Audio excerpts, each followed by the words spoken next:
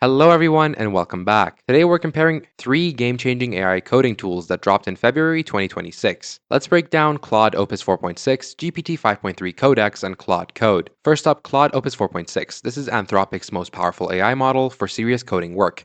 It has a massive 1 million token context window, which means it can understand huge code bases all at once. On coding tests, it scored 65.4% on Terminal Bench, the highest ever recorded. What makes it special? Well, it can review its own code and fix mistakes. It also has agent teams where multiple AI agents work together on different parts of your project at the same time.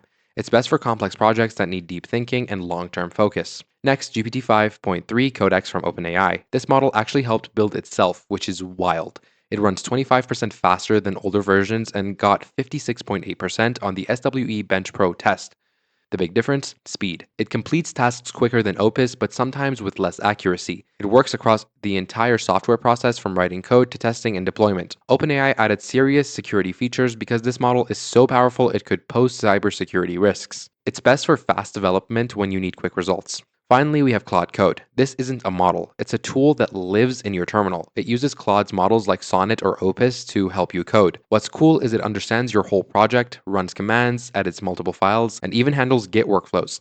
It went from a side project to generating over $1 billion in revenue. You use it right there where you work without switching apps. It's best for developers who want AI help without leaving their terminal. So, which one should you choose? If you need the smartest AI for hard problems, go with Opus 4.6.